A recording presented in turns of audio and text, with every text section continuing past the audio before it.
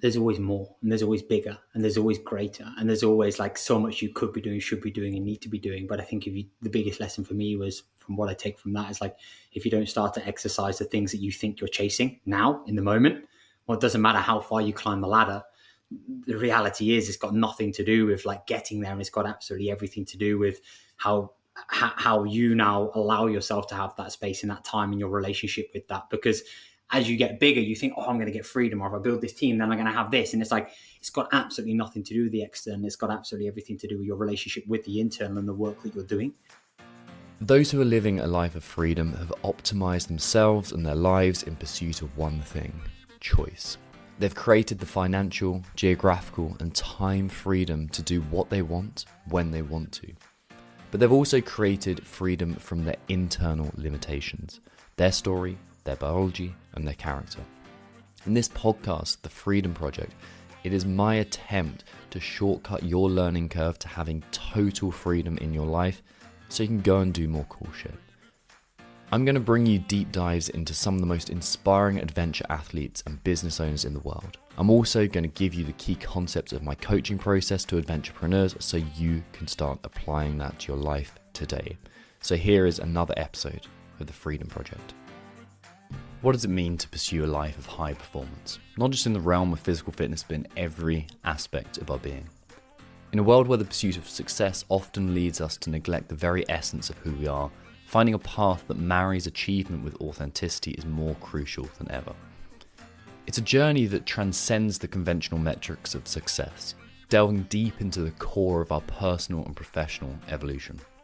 This quest for a richer and more fulfilling life led me to Joe Parish, the visionary founder of the High Performance Coach. Joe's story is a testament to the transformative power of embracing our authentic selves, pushing beyond the boundaries to comfort to forge a legacy that's not just about accolades, but about genuine, impactful living. Joe's journey into the high performance mindset wasn't born out of desire to start a business. It was ignited by profound connection to his own values and ethics and the relentless pursuit of growth. From the invaluable lessons instilled by his grandfather to the pivotal moments of self-discovery amidst adversity, Joe's path has been anything but linear. It's a narrative rich with the nuances of personal development, the importance of mentorship, and the courage to redefine success on one's own terms. At the core of Joe's philosophy lies the understanding that high performance is not just about what we achieve, but how we achieve it. It's about cultivating a life that balances ambition with well-being, where personal growth and professional excellence are not mutually exclusive, but intricately connected. In this episode, we'll dive deep into Joe's journey, exploring the pivotal moments that shaped his approach to high performance. From the transformative influence of his grandfather to the challenges and triumphs of building a business that reflects his deepest values, Joe's insights offer a roadmap to anyone seeking to elevate their life in a meaningful way. We'll uncover the foundational experiences that propelled Joe towards a life of high performance, the role of mentorship and community in navigating the journey towards success, the challenges of aligning personal values with professional ambitions, strategies for maintaining balance and well-being amidst the pursuit of excellence, Joe's vision for the future of high-performance coaching and how it can transform lives, and much, much more. Join us as we explore the essence of high performance through the lens of Joe Parish's inspiring journey. This is more than just a conversation. It's an invitation to rethink what it means to live a life of purpose, passion, and peak performance. So here's the remarkable Joe Parish. Joe, welcome to the show. Dude, thank you so much. An absolute pleasure, and so good to connect on an even higher level. I'm very, very excited for this. Yeah, me too. Really excited. And like, the obvious place to start is, where did this all start for you? Like, where did your journey into, I suppose, the high performance mentality start? Because that's very different from starting a business. It's like high performance. Like, what does that mean? Where does that come from? Why does that appeal to you? Mate, I think you can always explore and look at, okay, this was a defining moment, or this was like the aha moment of when I now realized that this was the way. But I think if I reflect back and probably look through my story and look through my journey, actually probably a lot of it happened like unknowingly, just through like the mentorship and the leadership and the people that I had around me from a very young age, and that instilled the values and the ethics and the morals and the way in which you now do things, and that kind of like work ethic and mentality, and just having obviously autonomy and structure, and like, these are the things that you now own, that you now do. And I think for me, it's probably started very, very early on, just in terms of how you should behave, how to do things, and just the power of work, the commitment that you now make, and just that desire to have like no regrets, and quote unquote be better than yesterday, and just whatever it is that you lack in talent, you make up for in kind of that tenacity and that effort, and you now know that you've left it all out there. So I suppose for me, it probably started probably as a child, obviously through my parents, through my granddad, and just obviously what they kind of instilled in me more so than anything. And at the time, it's one of those where you're like, why are they being so? It's not until you look backwards you realize it's like, that makes sense now. And at the time, you're thinking, why are they being so tough on me, or why are they now doing it this way? And then when you look back, you understand and you can appreciate, and you can then really have that level of like gratitude of, okay, now I can see exactly why they've had that level of discipline, and they've parented and led me in that realm, if that makes sense. Why your granddad? Like, because it's funny that comes up as an answer to that question so many times. Like the grandparents, not necessarily the parents, but like grandparents. Like, what was special about your granddad? Mate, I think that's interesting. I hear this a lot as well with a lot of the coaches I work with, and my stepdad has now just become a granddad, and they already say like there's a different relationship already. And obviously, I'm yet to experience fatherhood or potentially of being a grandfather. Hopefully, I get that opportunity and I get that privilege. But I think it was probably just more the support, the role model. I think as well. Obviously, there's a slightly different kind of relationship that you have. So I think it was probably more of like the inspirational leader, the safety, the certainty, the way in which he obviously communicated with me. And then I think more so than anything else, you see it just through the affection, the love, and the way in which he now kind of like behaves, and how much he wanted to now be able to give in order for you to now be able to have the greatest opportunity. So he would, travel around the southwest of England, coming to all my cross-country races.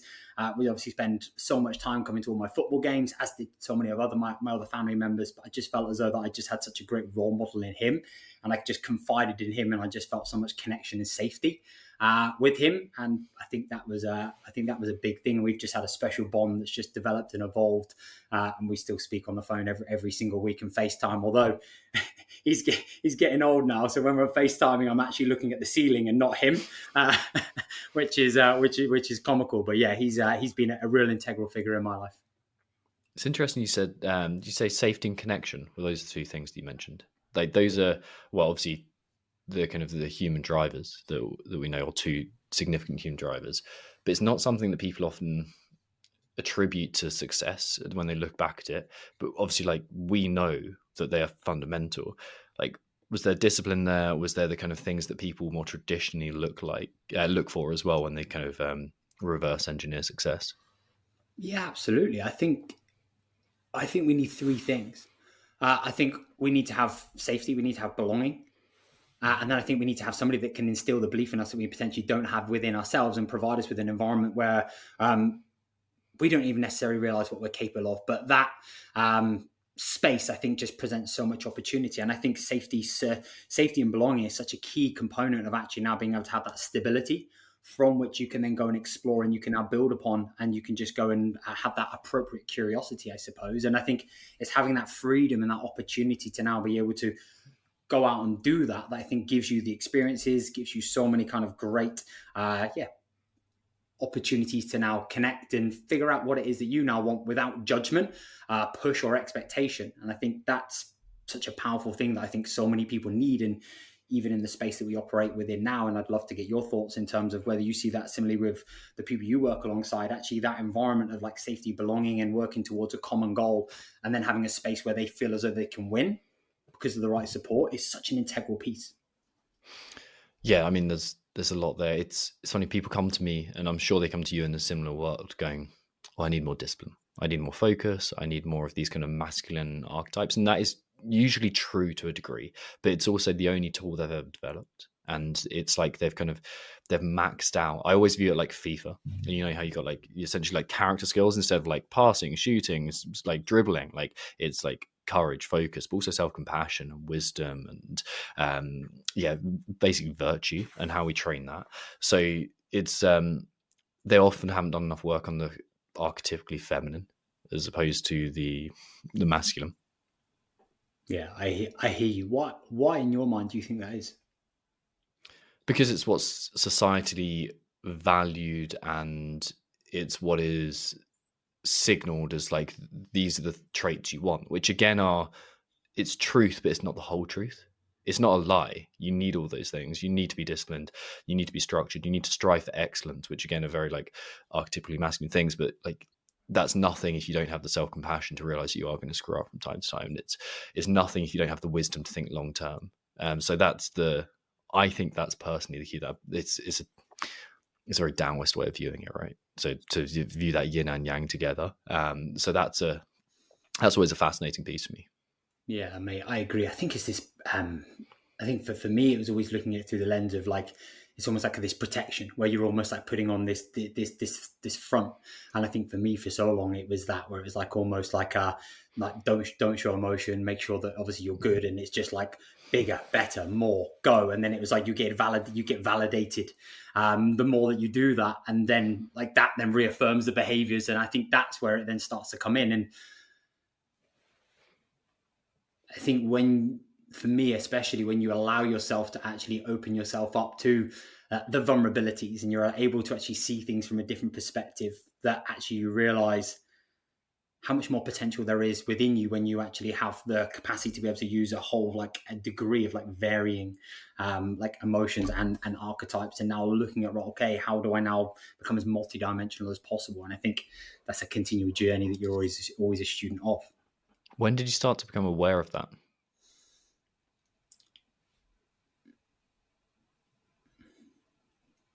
I think there've been like a few different like iterations and evolutions, because I think obviously for me, when I look at it through my own journey, I think it's so easy to wrap so much of your identity based upon like who you are, what you do, and then obviously how other people kind of like validate or like compliment you.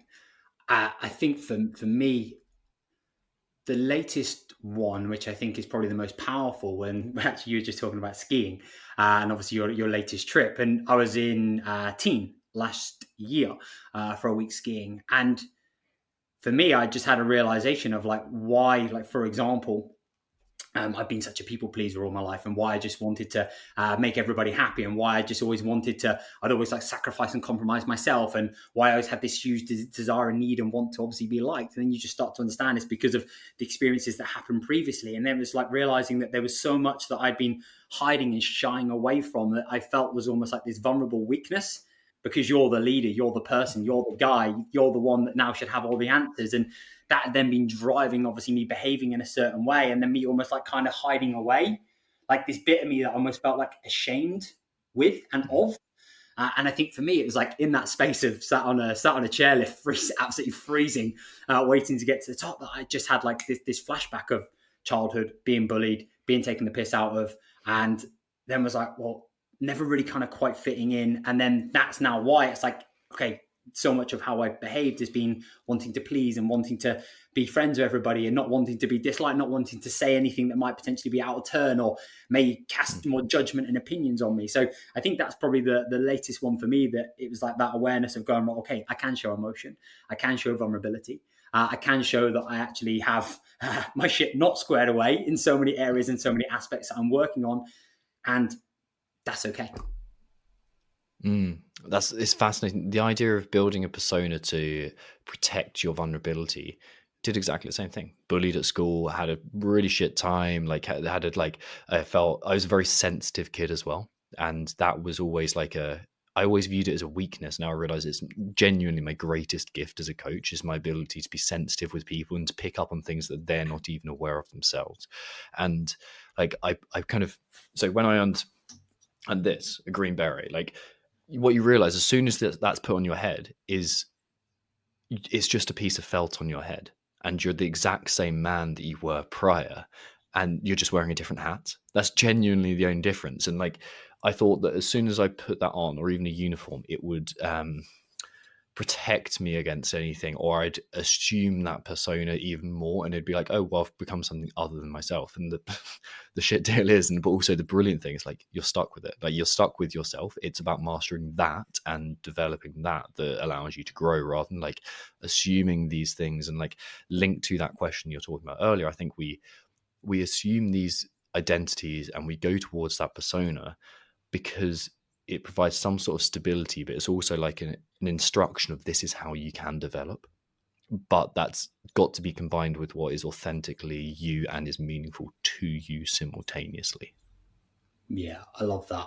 I'm going to actually butcher this, but there's in the Tools of Titans with Tim Ferriss, he talks about this quote that he read, and I can't remember who basically it's from, and I'm also going to butcher actually what the quote was, but it was basically something along the lines of, as soon as you now start to feel as though that you're walking down the road naked and you start to expose yourself, that's the moment that you may potentially be starting to get it right. And that's how sometimes it feels when you almost feel as though you expose yourself and you're like, whoa, I feel as though I'm in the nude right now and everybody can see me. And that, when I read that, I bought Tools of Titans. It's interesting how when you buy books and you like read certain things, you're like, no, that makes no sense whatsoever. Like, what that's completely over your head. And then you pick it back up again. I was like, whoa. And that like hit me like a ton of bricks, because it was shortly after that. And it made me realize that, again, it's like, okay, like, this is right. Because I think sometimes you question your thinking. It's like, is this right? Is this what I should be doing? Is this how I should be behaving? Like, are these feelings and emotions now normal? And I think that for me, when you hear that from other people as well, that you obviously see as a huge role model and inspiration, it's like, actually, yeah, okay, do you know what? Like, I'm walking down the right path. So yeah, when I read that, I was like, yeah, I think it's beautiful. I think that's really, really powerful, and that's exactly how I felt for a period of time. That's fascinating. Like the idea of protecting. There's another quote that is the kind of the opposite, but the same thing, which is Joseph Campbell. If you're walking down the path and the path ahead of you is clear, you're on someone else's path. And that to me always strikes me as like, well, if it's easy, like, and there's lots of people who that appeals to, they won't be listening to this because it's just not for them. But there's lots of people who go, well, my best life is the simplest path and the one that is kind of the least complicated and the most certain. When did you begin to go, well, it's not certainty that I want, it's something else, there's something else in my life that's other than going down the standard 9 to 5 route of like working in IT or whatever? I think the only certainty is uncertainty. Mm-hmm. And I think that was for me just realizing, okay, like, what am I passionate about? What am I excited about? What do I now feel as though that I want to bring and contribute to the world? And I don't really think I had awareness in terms of like, okay, I'm not going to now follow the quote unquote, like the conventional societal, go to do the 9 to 5. And that was basically giving me the structure. For me, I think it almost like happened just through my own behavior and intuition and just passion and love of just now like giving, adding value, trying to contribute. And then it almost came to me as a byproduct. And then it was like this opportunity. And I was like, whoa. And I delivered an event recently at Old Trafford, and I shared on the screen the first ever time that somebody gave me 50 quid to basically give them an online nutrition plan back in 2014. I found the bank statement.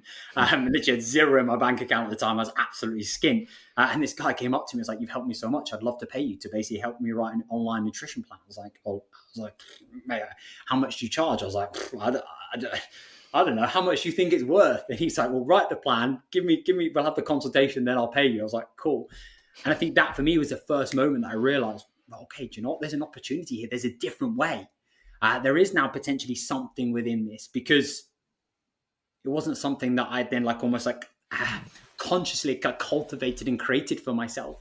It was more just follow my own passion and intuition and just trusting my nose and just wanting to basically immerse myself in being the best within a certain field and within a certain area. And then just wanting to share like what I was learning and what I was going through the world. And then it's like somebody was like, hey, mate, do you want to help me? And I'm happy to pay you. And then it's like, whoa, this is then a new opportunity that and a path that I hadn't even potentially considered, And that was the start of that journey.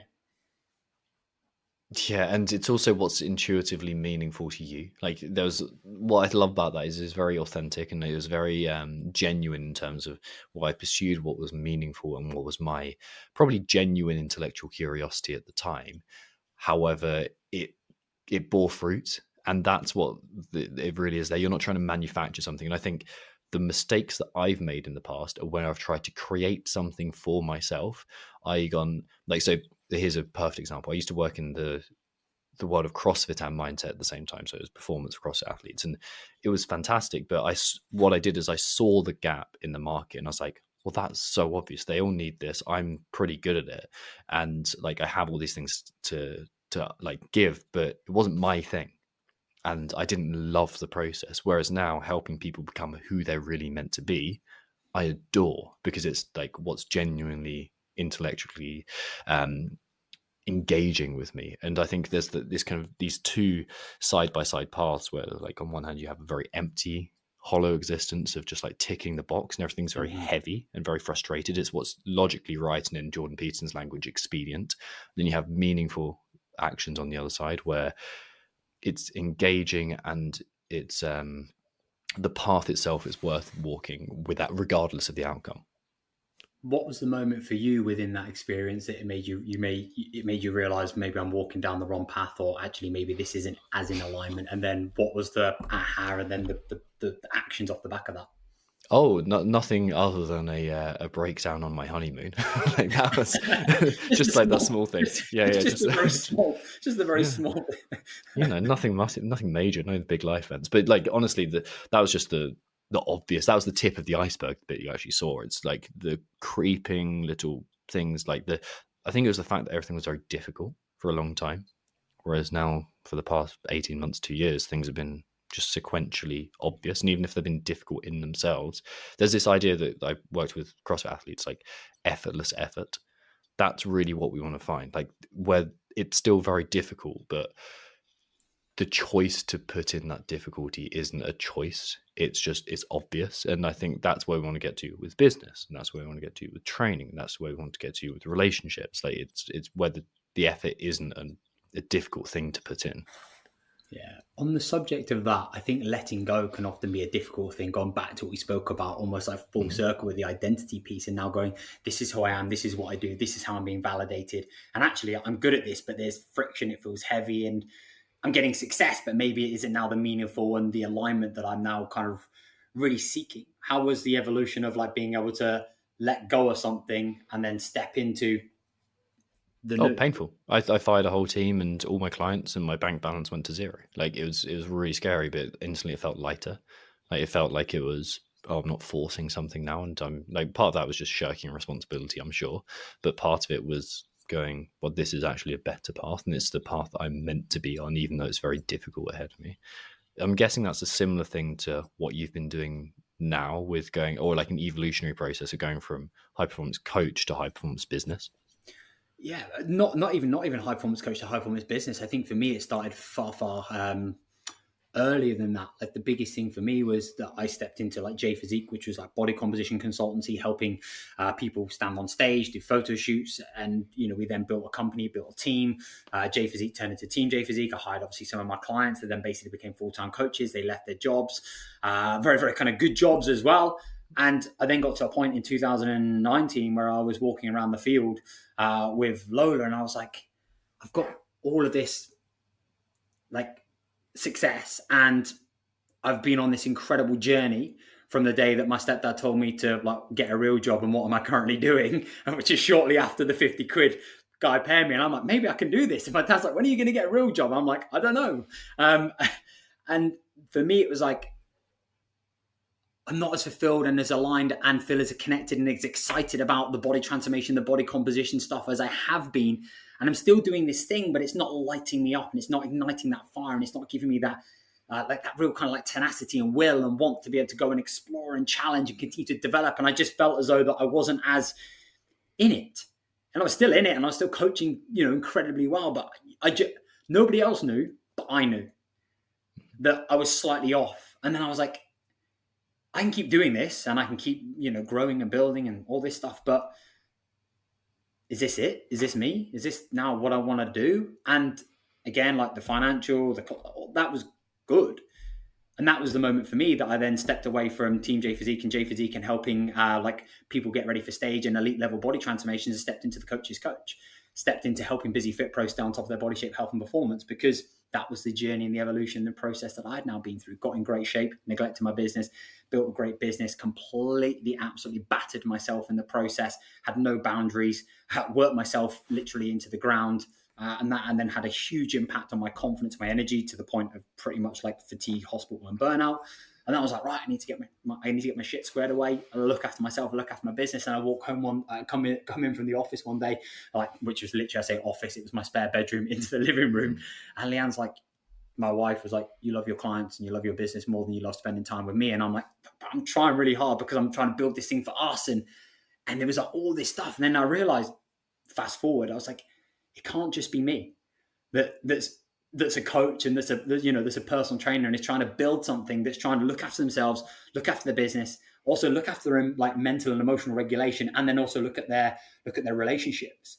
And then that's why I stepped into, okay, the coach's coach, because this was something that I felt passionate and aligned and connected to, and I was starting to see even more so. And then that was really the journey of letting go of something similar to you and stepping into this new thing and this unknown. And that was probably the most like defining moment, I'd say. Right now with the high performance coach, high performance business, nothing has changed. It's just like the next ascension of somebody's journey. We're just creating a stronger customer process and meeting our clients where they're at every single level. But that was probably a defining moment for me. That's fascinating. And you articulate so much of my own journey in that as well. Like so much of that, the stuff that I've felt that I've been 100% hitting that burnout and that frustration of like, well, I need to do this not just for myself, but for my family and everything that goes along. So that's fascinating. What part of you did you have to let go in order to make the transition from that physique coaching in order to the original HBC, or however that went for you?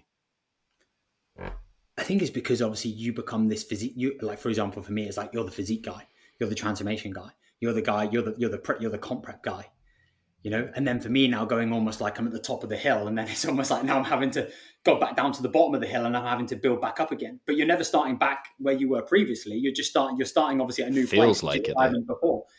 But of course, because you've now got hypothetically in your own mind, you've got more to lose.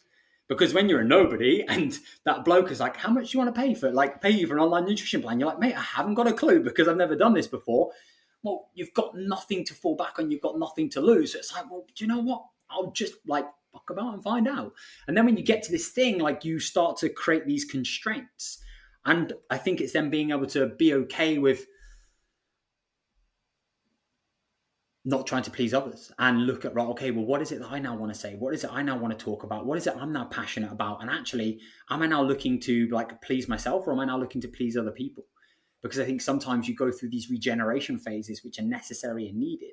But in that process, you almost have to get let go of, that validation of the applause and the credit and all the things that now come along with that you spent so long building. And then you get to this point and then it's like, well, I'm not that person anymore, and I've grown and evolved, and you've got to destroy and rebuild and then start again. I think it's just looking at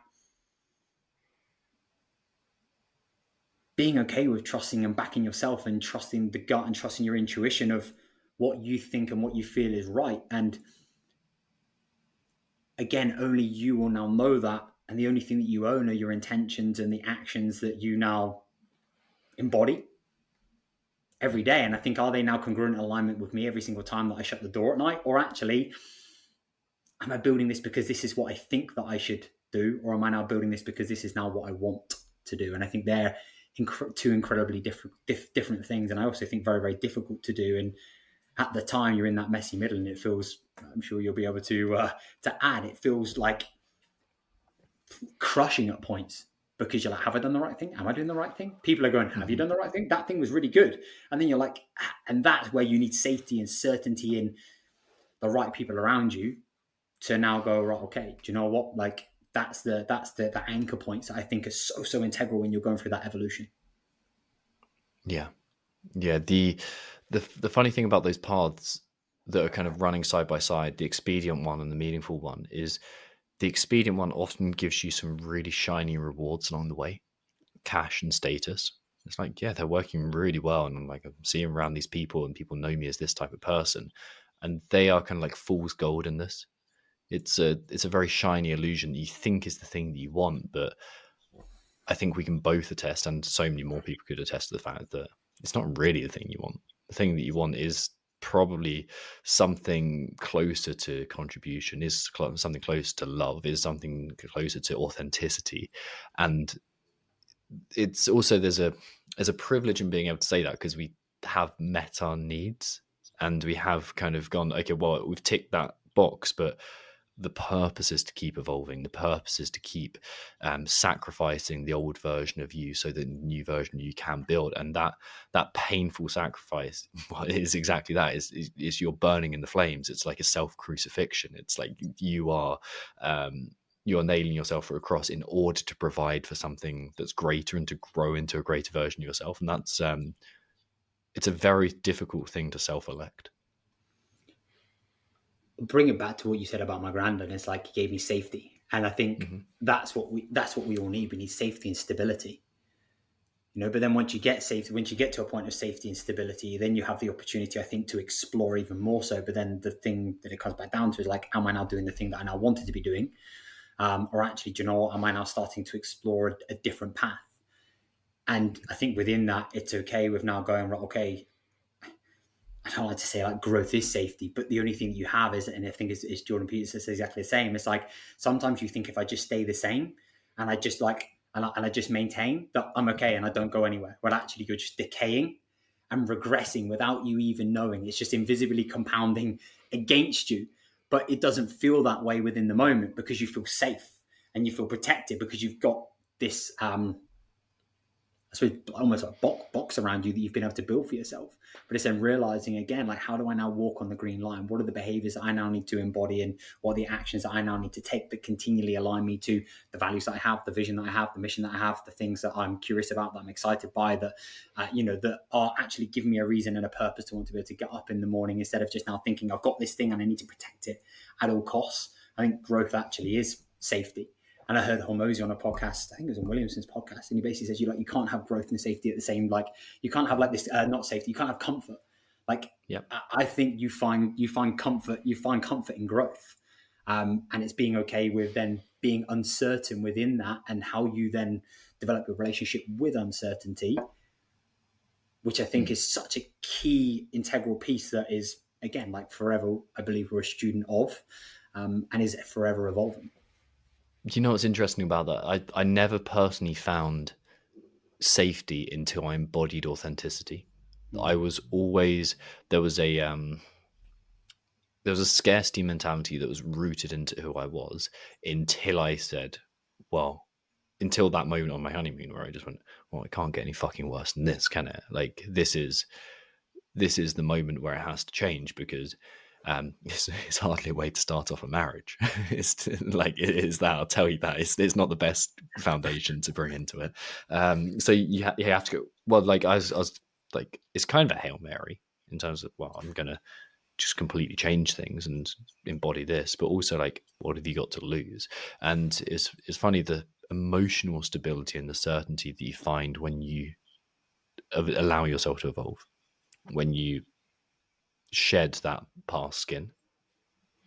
When you reflect back and you look at that experience now, how do you think that's contributed to where you are now, how you coach, how you lead, how you communicate?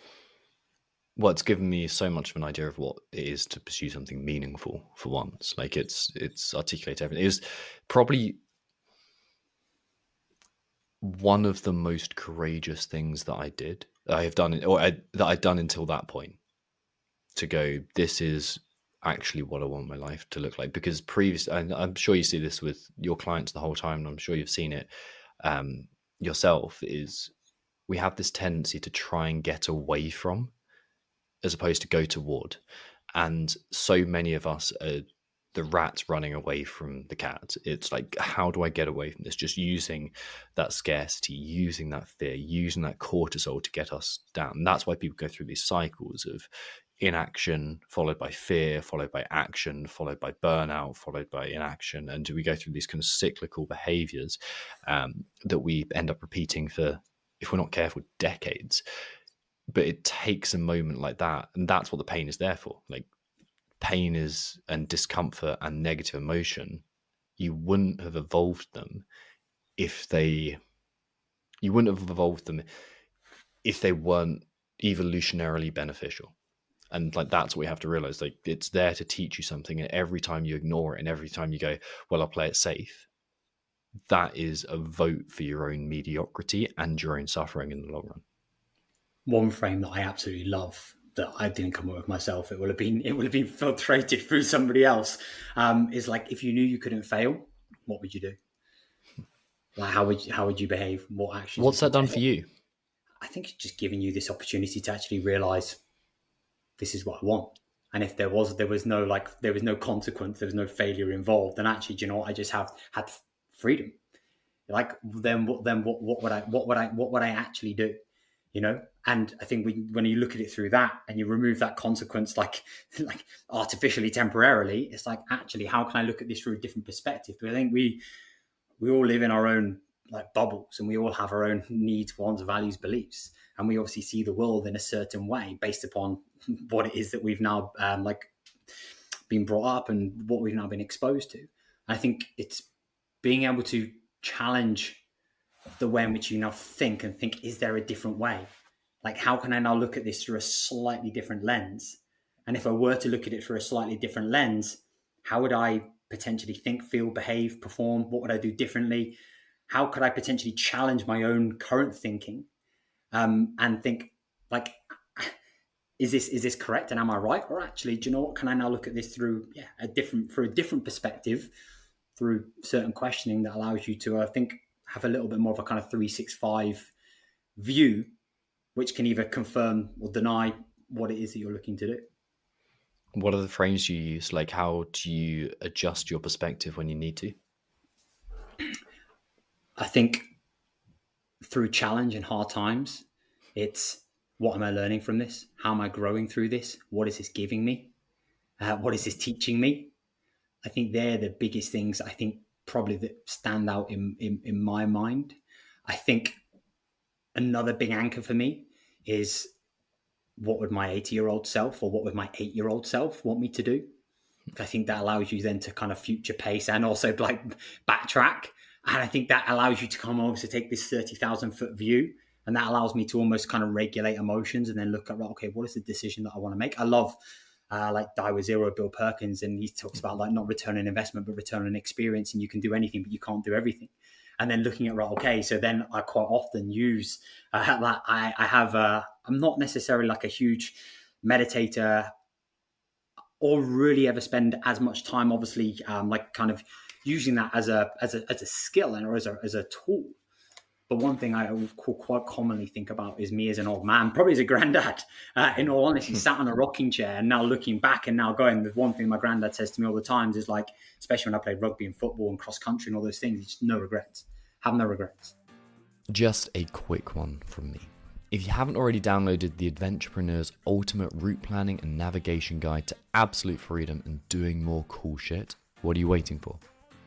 In this totally free guide, I give you the frameworks that I've taught to hundreds of adventurepreneurs that set their life up for more freedom so they can get out and live a life full of adventure. It's going to teach you how to set your days and weeks up in order to maximize your time doing the things you love, and how to perform at your best day in, day out, and burst through your limitations.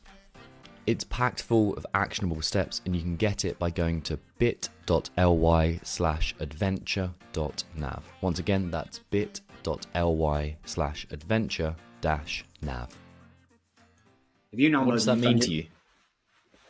Leave it all out there. Do your absolute best. And if you get beaten by the better man, or you know, the better person, or it doesn't go your way that day, well, you now know that you've literally given it your best and you can sleep at night.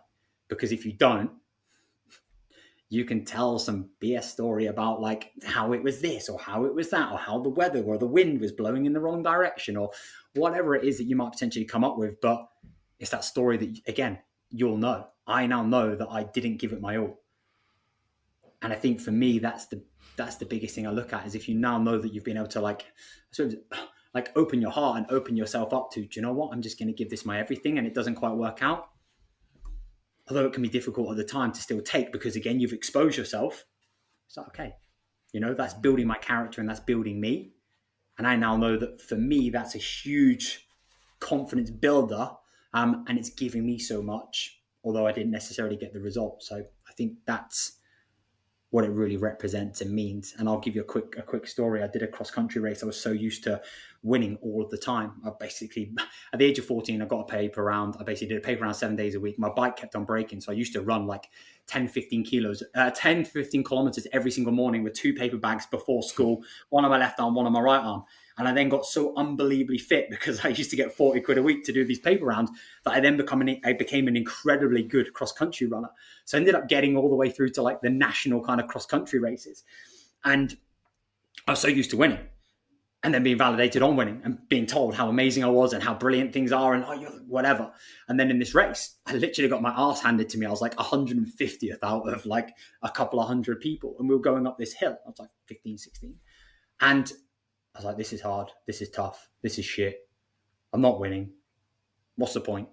So I just pulled a hamstring injury. I basically just faked halfway up this hill. I basically faked a hamstring injury. My parents had driven from Devon to Liverpool, and the St John's ambulance had to come and get me from the side of the hill. I was like, oh yeah, pulled my hamstring, but my stepdad knew that I hadn't pulled my hamstring. He knew me better than anybody else. But that was the story and the narrative that I told everybody. And whilst I could live through that kind of like lie, which I did for so long, it was like still that was the thing that ate away at me because I know that I just given up on myself.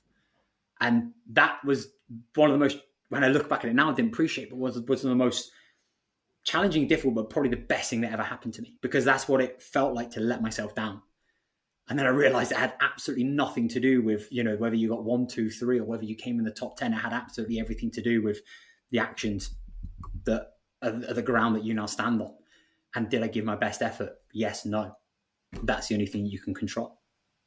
How do you use that now? Like, how do you use that perspective, that focus on the effort over the outcome? Like, where actually, I think here's a more interesting question. Where do you need to apply it the most to? Like, what's the area of life the way you're going, like, okay, this is what I have to focus on the effort over the outcome with? I think it's everything that's challenging. It's those moments when you're like, just quit, just give up, just stop. So, for example, it could have been, I'm currently doing a bit of a crazy challenge in September, fingers crossed. And at the moment, I'm doing quite a lot of swimming. And in the pool on Sunday, I'm like, I've got a 70-minute zone 2 swim to do. And I'm like, it's 45 minutes. I can't really be bothered anymore. This is a bit crap. I'm bored. If I just stop now, it wouldn't really matter. And I could go and get changed and I could be, 45-minute swim today. And that was great, even though it was a 70-minute swim. And so in that moment, again, it's that thing. It's like, yeah, just give up, just quit. It doesn't matter. Nobody will know. It doesn't make any difference, And sometimes, like there are those moments where you're like, and it gets the better of you. But then 9 times out of 10 now, it's like, no, do not just follow through because of how you're going to feel after the thing. And so for me, it's like it happens obviously on a micro level, but also on a, I suppose, more macro level. It happens in the day. It happens in the day to day. Even stupid things like we go and walk the dog off the back of this podcast. And it's like we could do the short route or we could do the long route. Well, we always do the long route, but there's times where like we've not got time, we've not got this, we've not got that. It's like, no, do you know what? We'll do the long route because we know how we'll feel after having done the longer route. So like something so minuscule but compounded over time has a huge impact, all the way then through to business decisions and choices that you make, like on a more kind of more macro level, all the way then through to potentially some big physical endeavors that you explore that may potentially be like a competition or something that you're like, right, okay, I could give up, I'm not winning, but I think it's that you're not doing it for anybody else but for you. And it's then just swallowing your pride and now going, okay, did I give my best effort? And that's all that matters. The thing that I was thinking through that is we're constantly rewriting our stories, and people get this idea in their mind that your story is your story and it's fixed and this is how I'll always be. But every single action, every single moment, every single thought you have rewrites your story. It's like building a mountain one layer of paint at a time, as the old adage goes, just constantly putting another layer on, constantly putting another layer on. And you have a choice, and you're effectively building that relationship and that reputation with yourself in a positive way or a negative way. And it seems easy to shirk the last 35 minutes of a swim or whatever you're supposed to be doing, or 30 minutes of a swim, because it's a small consequence in the moment. But when you look at how that influences how you see yourself, and then how you see yourself influences every behavior from now on, that small action has a huge weight of stacking the odds in your favor in the future, instead of taking the easy option, taking the easy route.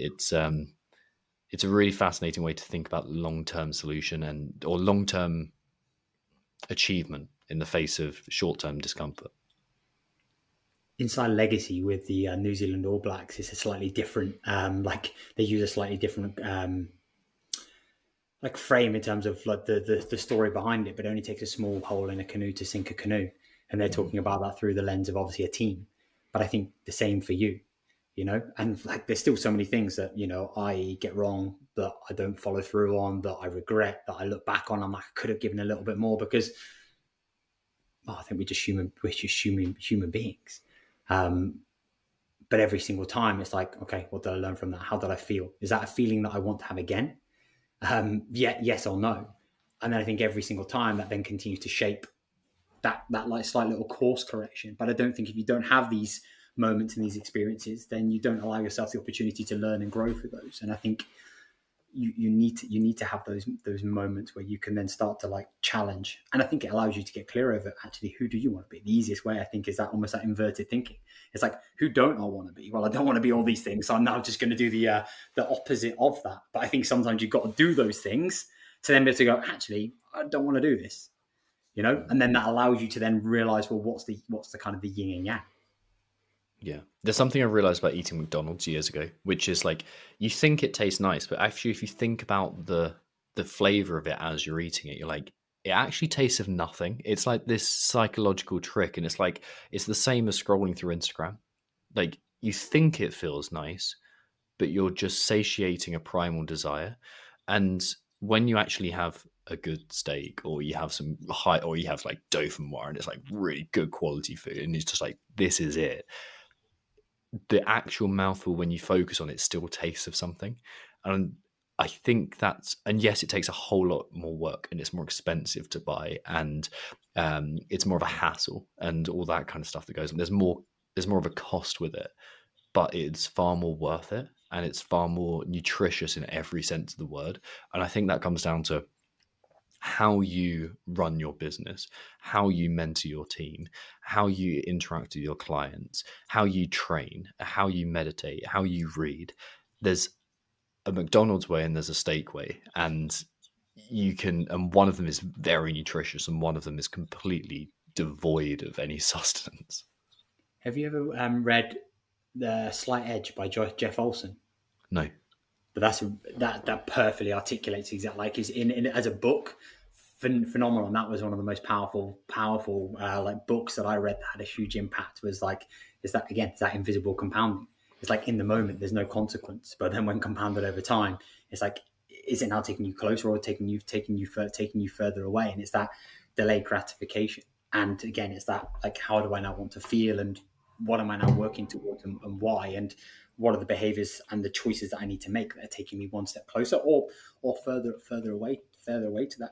Question that I had that was pondering on my mind is obviously, mate, with you doing all the expeditions, the adventures, and all the stuff. What drives Tom? It's something that I think I'm getting clearer at. Clearer at articulating. I'll learn to say that as well. Ironically, saying the word articulating, I'm getting clearer at articulating the more I do it. It used to be significance. It used to be how, like, one of the reasons that I went down the Marines route is because how people would see me, having been bullied at school, having that reputation with myself, and how I wanted to see myself. Like, I thought by doing that, it will make me like, or increase my status. It will change the way that people see me. And the same thing for like mountaineering. There was definitely like, I'm doing something cool that other people will value and think is courageous. And then they become, so I don't think it's a bad point to start from, that motivation. But as I've gone through it, you find what is intrinsically motivating in it. And I also found, like, so climbing, for example, I found that bouldering isn't for me. It's not intrinsically motivating. There's something about the risk of heights and doing something dangerous, and I enjoying the technicality of something like that's way more intrinsically motivating. And then if I was going to go on a wall versus outdoor, it'd be outdoor every time. Like, and then if I was going to go on the wall at sea level versus on a wall in the Alpine, it'd 100% be in the Alpine at any given time. And then I'm thinking like sport versus trad, like trad climb. So you find yourself like getting more and more attuned. And then what really drives me is the sense of adventure. it feels like a connection to who I really am in that moment. And it's the same thing that I got when I was going through training with the Marines, same thing that I got when I was driving out to, when I was living out in Canada. It's like the same kind of feeling. It's being on an adventure. I think that's really what drives me and pulls me forward, like the novelty, the uncertainty in that, and also the self-mastery that you have to get to in order to attain that. Yeah, I think the great thing that I love about that, and again, reflect on like even myself, is like pain is a great fuel and pain is a great driver and it's a great motivator to get you started, but it's not going to be the best fuel source to just solely rely on continuously, because that's where that scarcity almost comes back in. You know, and I think it's a great place that actually can give you that like first initial momentum. And again, I didn't learn this from somebody else. It's like almost like that rocket ship. It's like, what do I now need to do to get that rocket ship off the ground? I need to use whatever fuel, whatever momentum I possibly can. But then once it's in the air, it's like, well, you can't then just keep like using that same level of application and that same level of fuel and that same level of force, because it's not sustainable. But initially and temporarily, that can be a great thing just to get you underway, because that's a far greater motivator than potentially running towards something. But then it's that transition of like, how am I now spending more time running towards out of, like you say, exploration, adventure, curiosity. And there's still obviously that cat that you're still running away from, but maybe not to the same degree as it was previously. And that's almost like what I've heard from like obviously your journey, obviously from the military into now, like where you are and now why you do what you do. Interesting. So there's this frame that I always use when I'm speaking to clients. It's like initially it's about putting fuel into the rocket ship and Yeah. getting it moving, and then you reach a point where the invisible chains kind of tighten and you lurch, and that's where we think about, okay, like what I work with, I think this applies across everything, whether it's business or whether it's like relationships or whatever. But what I'm working with people with is like, well, your nervous system is just fried and you're constantly in the sympathetic state and you're just doing. So like maybe those are the chains you're facing. Maybe it's something around the story that you're believing around yourself. And then like once that like you're breaking through from those, and then you go, okay, can I add more fuel? And that's training character. Those are the kind of the FIFA analogy that before, like, can we train courage? Can we train wisdom? Can we train justice? Like, so that's really in the basic stoic virtues at that point. And you have to do all of them at once. You can't just go, well, I'm just going to run for my fucking life. Yeah. Again, that only lasts so long. Mm-hmm. This is a finite. I believe it's a massively kind of finite fuel source, and that was the thing I think that led for me to that point of like breakdown of basically just I was constantly operating through scarcity. I was constantly operating through just this sympathetic, this high level of, right, okay, I've got from here to here, I've gone from nothing to something, and this is the fuel source that I've used. So it's like in my head, I'm like, oh, well, that's success and that works. So I've got to keep doing it. I've got to keep doing it again. But then it's like old keys don't unlock new doors, and there's only so far that you can go before then you realize you're at this glass ceiling, and it doesn't then matter how much you try to do. You can't just keep like pushing and forcing yourself through. And I think sometimes it takes you to have that like breakdown, whether that's now on a honeymoon or whether that's now like for me, it was driving home for Christmas to go and see my family. And it's like, oh, you're now going to spend basically like two times in A&E, and then you're going to spend the rest of Christmas in bed. It was like, all right, something now probably needs to change, because the way in which you've been doing it, mate, hasn't been working. And all of the signs that you've been kind of seeing, you haven't been seeing, and the red flags you've just been completely ignoring because you're like, well, I can't, or you don't allow yourself to. And I think that's then the lesson, and you then start to understand, like, okay, well, you know, what's almost like, what are your limitations in terms of how far you can go in terms of the extremities. And I think that's then where you start to gain that awareness around of like when to push, when to pull. But you have to go through those, I think, personally as well. Yes, you can leverage and learn from others, but you still got to go. You still got to go and eat the shit and go and do the do, I believe, to then be able to have your own map of the world and have your own map of, I think, you know? It's amazing how pig-headed we can be when we're so willful in trying to achieve something that we're completely ignorant of the pain that we're going through and we're not listening. I think like something I'm working on a lot right now is slowing the fuck down and taking some peaceful time and not doing. And it's a really difficult thing to do because the hustle and grind gets you to a place. it does work to begin with. It gets you when you're starting from zero or minus whatever, to get up to like things kicking in and things kind of moving and some initial success, and gets you to a point. But there's a stage when you have to go from manic activity to deliberacy and effectiveness and precision, and it's a really different approach. And like I think that requires an increasing level of slowing down, like, and acting. Tim Ferriss put out something the other day that like um, the longer he goes on, the more he realizes that his biggest luxury is not feeling rushed. And I think that's the state to get to. Like if I wasn't rushing, if I wasn't thinking there isn't enough, so scarcity, how would I act? And it's a really different approach. There's always more, and there's always bigger, and there's always greater, and there's always like so much you could be doing, should be doing, and need to be doing. But I think the biggest lesson for me was from what I take from that is like, if you don't start to exercise the things that you think you're chasing now in the moment, well, it doesn't matter how far you climb the ladder. The reality is it's got nothing to do with like getting there, and it's got absolutely everything to do with how you now allow yourself to have that space and that time in your relationship with that. Because as you get bigger, you think, oh, I'm going to get freedom, or if I build this team, then I'm going to have this. And it's like, it's got absolutely nothing to do with the external. It's got absolutely everything to do with your relationship with the internal and the work that you're doing. And I think that's for me is allowing myself to go, right, okay, do you know what? Like, what you're doing this for? I want to have fun. I want to have freedom. I want to have more experiences. It's like, well, why can't I do more of that right now? Like, why can't I now go to Pakistan and go on this, go on this trip? Why can't I now go and spend more time?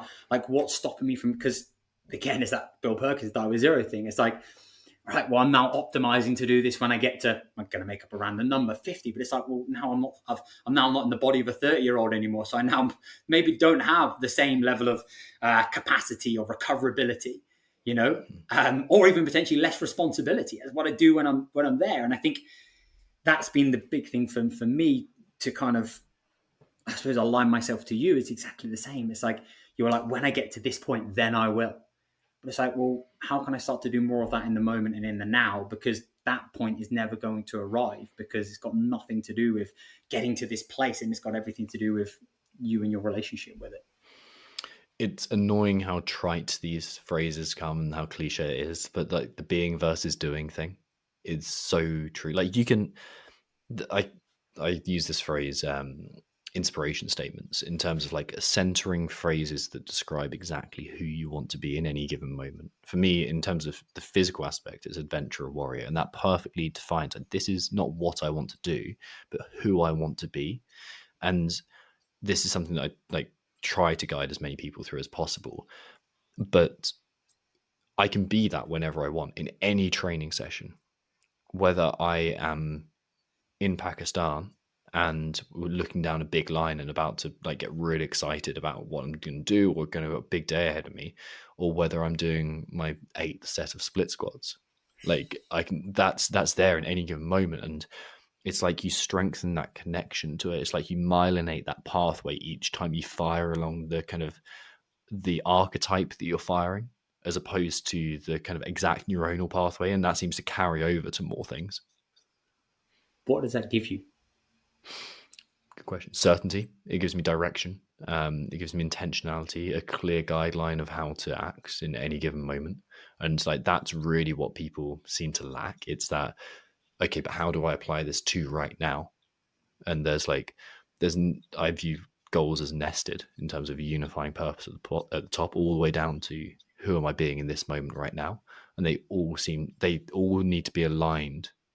And the misalignment is what people talk about when they're misaligned. It's like when the goals are over here, but the unifying purpose is actually up here, and it's really not talked about, and the vision doesn't match up, and then the values definitely don't match up, and especially conscious versus unconscious. And that seems to be the great dichotomy that people go through of just like, well, I'm saying one thing, but I'm living another.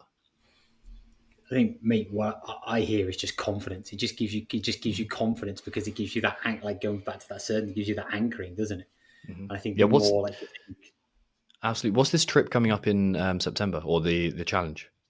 So the plan is, so a few years ago, I cycled from John O'Groats to Land's End, and basically it was the first step of me taking a step away from, I was professional football, then stepped into bodybuilding. The reason that I started in the whole like lifting world was because, a bit like you were saying about like, if I now wear this kind of beret, then it basically gives me the status and it protects me. For me, it was my body. Like, it was this physique. It was like, if I now can basically look a certain way, then it's almost like the protection mechanism. And so for me, that took me into the path of like bodybuilding and physique development, etc., which obviously led me down the path of doing kind of what I did initially. And then I had a client who had leukemia, and she was from Italy. She sadly passed away last year. And she was at university at the time. She didn't have any family here. So I was basically coaching her at present. And so I just used to go in and visit her. And that was a moment for me that I realized, you know what, I've got so many physical capabilities that, like, standing in my pants on stage was not really kind of giving me that same level of thing as I had previously.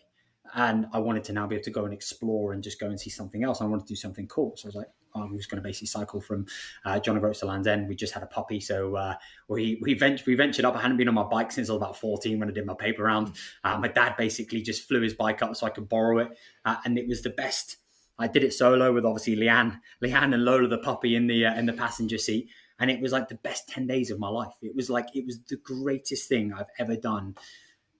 And that for me goes back to the rocking chair being when you're 80 or 90 or whatever, and going, do you know, remember when we did those things, and you can tell those stories and you had those experiences that nobody can take away from you. And it's not about anything else, but other than you and those memories that you have and what it gave you in the moment and how much you learn. And go back to what you're saying about the times of giving up.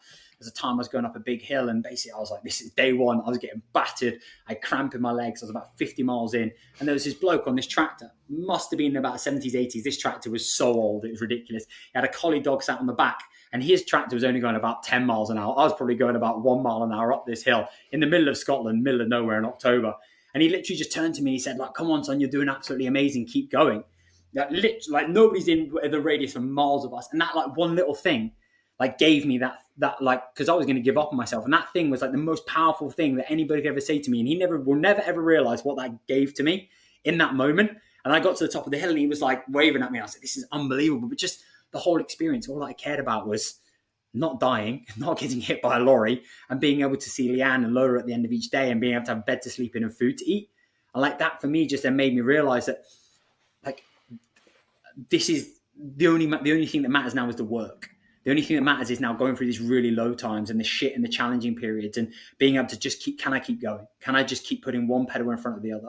And can I just now continue to get to this landmark, then I'll reassess. Then I'll decide then whether I'm going to quit or not.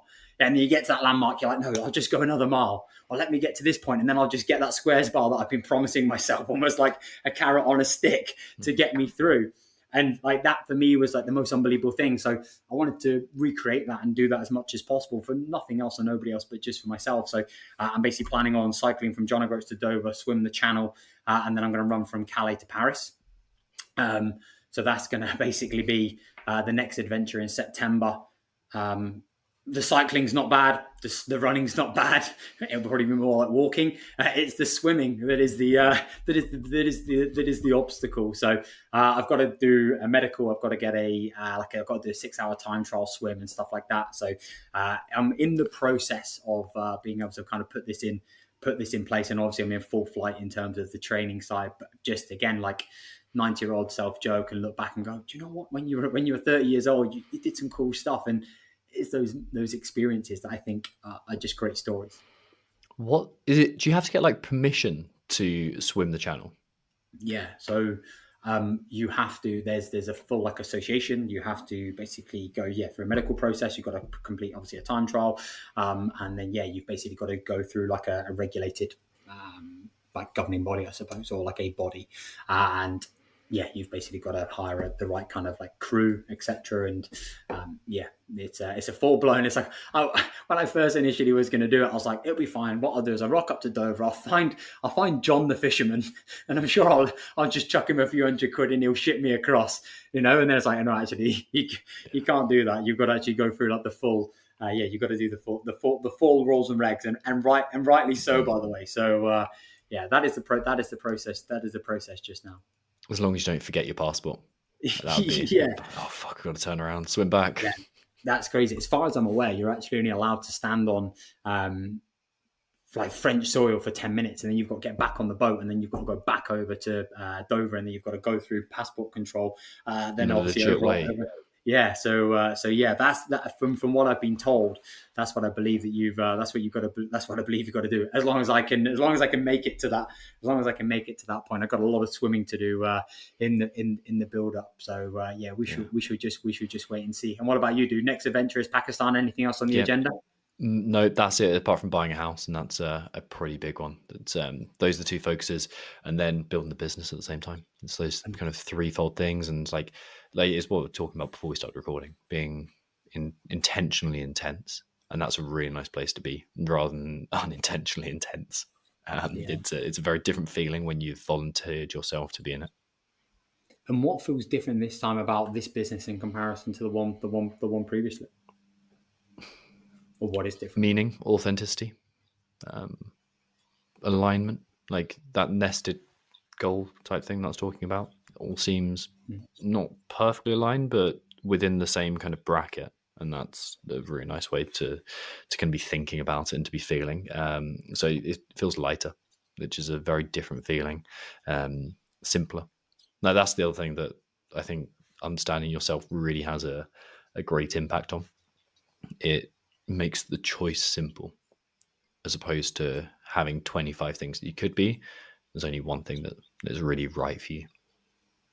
Yeah, I love that. It's like, how do I now build a business that's an extension of me and complements who I am and what I want to do, and like again, like my values, rather than this thing that I'm trying to build. And I think then there's almost like these two separate entities, and it's like, this is me and this is my business, and then you're trying to have to be somebody else in this world in comparison to who I actually am.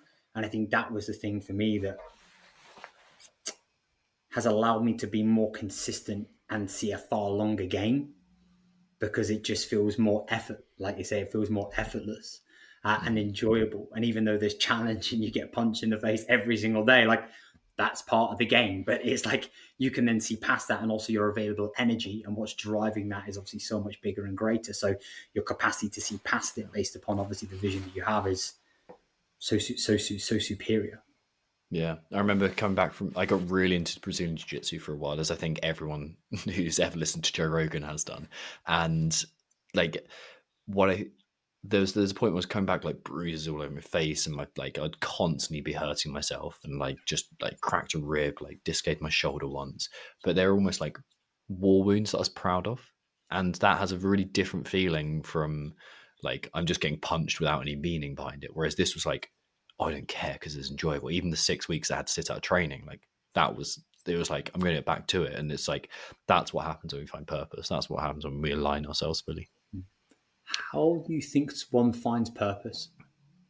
Like By somebody fucking up a struggling. bunch. Like Yeah. it's basically you go wrong a ton. Like, and I've got systems behind it. I think I'm very good at guiding people to that. But I think you have your best shot, and you realize what didn't feel right.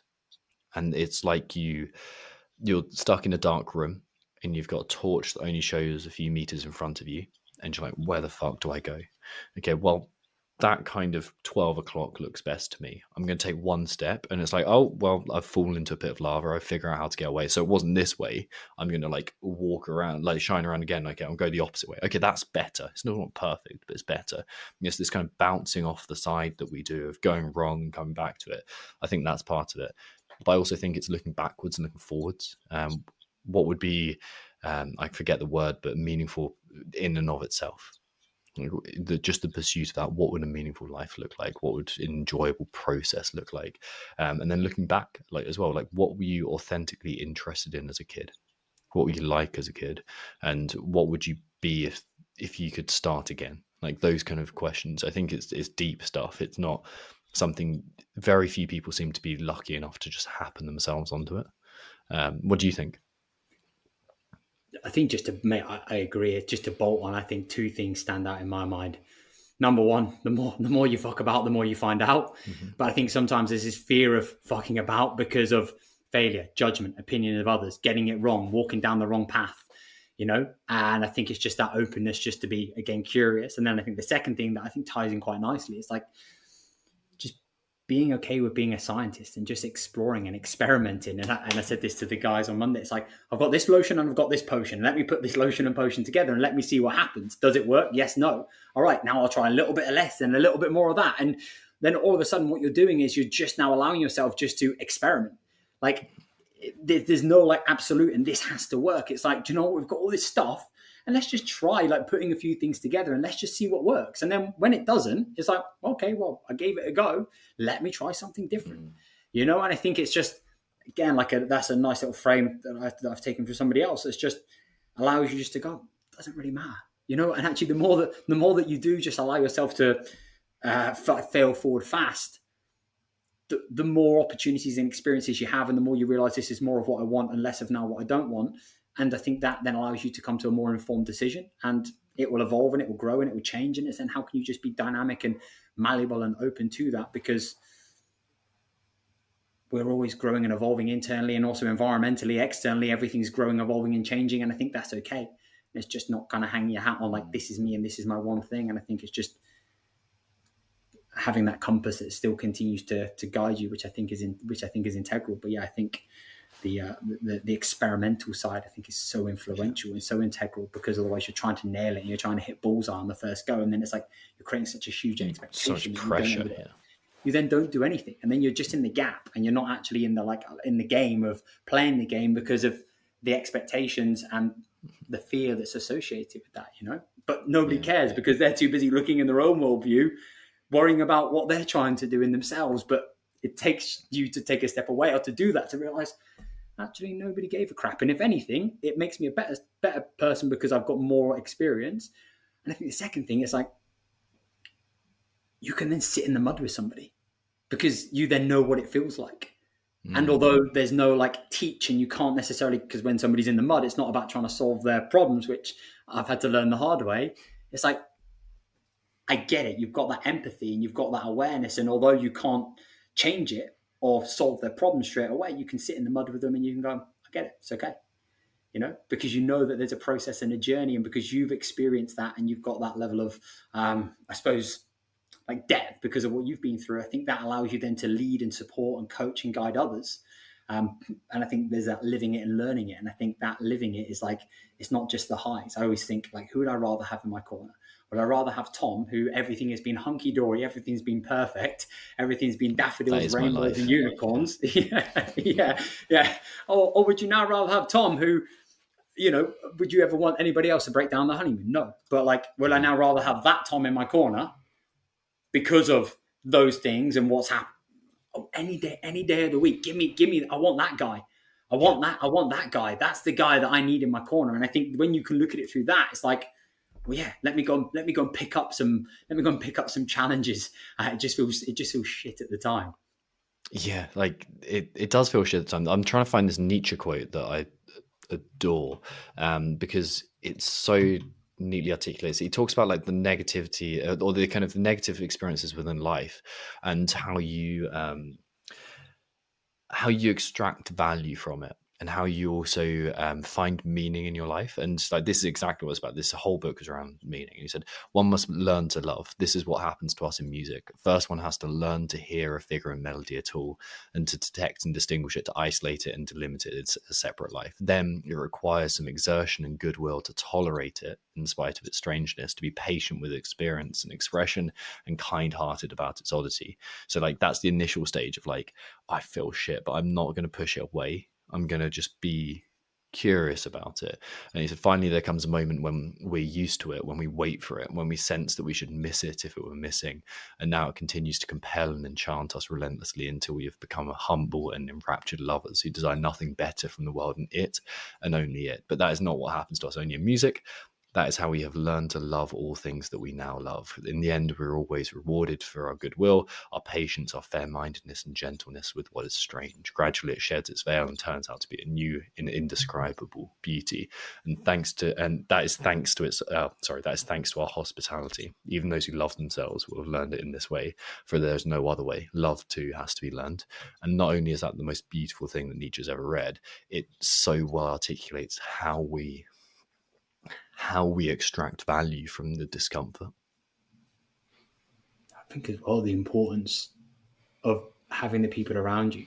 I think that's so integral. Obviously, through those moments of isolation, I shared like I had a bit of an emotional breakdown like back in August, and it was like, do you know what? There's a few key people in your life that you then just basically now like lean into, and just the importance of when you go through that change or you're going through this. It's like, actually, do you know what? You can't go through it alone.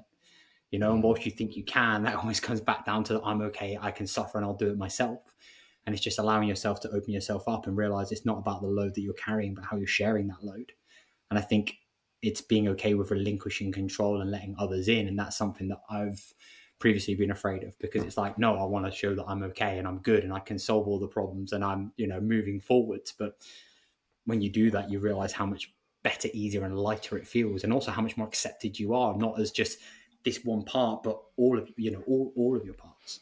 I think there's a shadow to independence, and we often, when we feel like we have to provide our own security and safety, and that independence thing, we strive for independence. We strive for like a shadow version of freedom. Like, I'm going to be able to control it all, and if I do that through usually our own business or by just fucking off everyone else, then that becomes such a problem. There's like but the higher version of that incorporates other people and incorporates responsibility and incorporates love, I suppose. And that is a very vulnerable thing to do, to give yourself up to that and to open yourself up to it. So, yeah, I think you're exactly right with incorporating other people and realizing who is important, not just what. I think the more you do it, you more, because there's that fear, right? If I do this, then what about this, and what about, and then you just can obviously manifest Mhm. all of the consequences that are going to now be incredibly negative, and then you do it, and it's like, oh, it wasn't as bad as I thought it was going to be, and that actually felt Mm. better. And that's a bright spot that then allows you then to do it again and do it again and do it again. It's just exactly the same with anything, whether that's now publicly speaking, whether that's now putting yourself out there, whether that's now having a difficult conversation, whether that's now getting yourself to the gym when you're like, I really don't want to do this. It's that bright spot. It's like, actually, do you know what? I feel like crap. I've gone and moved. I feel way better now doing that. That's a bright spot. Every time I feel like crap, a lot of the time I'm now just going to go and actually like move and create some energy, and I feel better as a byproduct. So I think it's the same. It's like allowing yourself just to go, right, okay, do you know what? I've got to now be able to like experience what it feels like to actually then realize that that is a bright spot from which I can now continue to like build and bolster, like you were speaking about previously, with regards to like that archetype that you continue to step back into and you can use at any moment. You know, that's a Mm. bright spot for you that's always at your disposal and is almost a superpower. Um, but it's only something that's in with you, and only something you've been able to develop and learn over the years of the work that you've now had to go through, and the challenges and the breakdowns and the breakthroughs. Yeah, I think that's a beautiful place to end up. Thank you, man. Where can people follow you, find out more about you? Best place is probably just Joe Parish, and yeah, that will probably be the main port of call. Dude, I've absolutely loved this conversation. I massively appreciate you having me on and love the work you're doing. Likewise, dude. Thank you so much.